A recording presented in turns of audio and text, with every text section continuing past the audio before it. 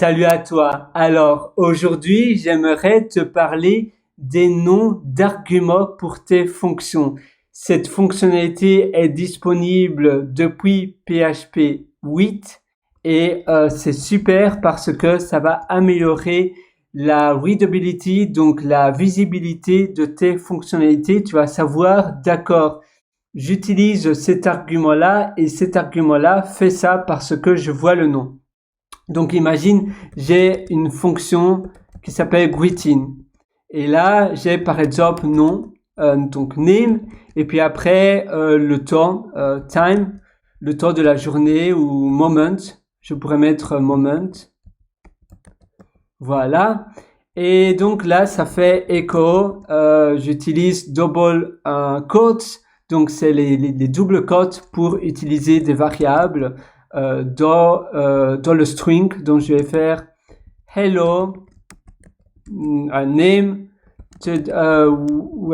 it's the et maintenant je fais moment. It's the morning or evening or afternoon and so on. And here, tu vois, ici, voilà, je parle en anglais. Donc, tu vois, c'est le moment. Donc, matin, midi, soir. Et puis ici, je fais greeting. Et puis après, je mets Pierre. Donc, hello Pierre. Et là, je mets afternoon. Je pourrais même avoir des constantes. Donc, par exemple, define. Ici, ça va être morning. Parfait. Et puis après, là, c'est morning et je pourrais avoir la même chose pour afternoon et evening. Donc, afternoon. Et puis après, evening.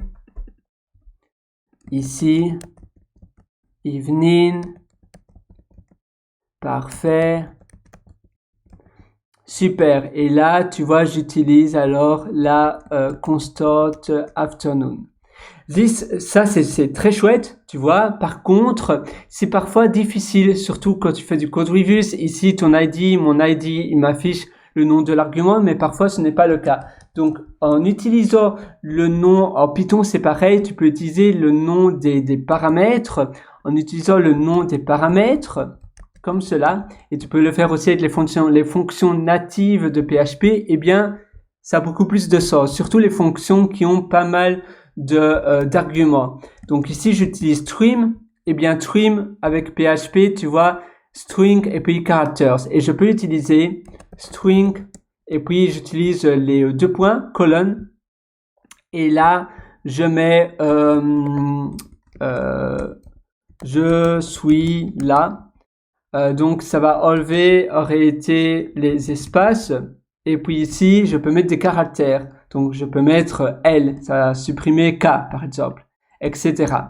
Par défaut, évidemment, c'est les espaces, mais ça peut trimer, donc ça peut supprimer n'importe quoi au début et à la fin de la chaîne. Donc, si je veux supprimer les doubles cotes, eh bien, je vais mettre une double cote là. Et je vais mettre ici characters. Et ainsi, je sais, ah oui, c'est les caractères que je veux supprimer. Tu vois, c'est beaucoup plus simple parce que tu vois les noms. Ah, tiens, c'est amusant.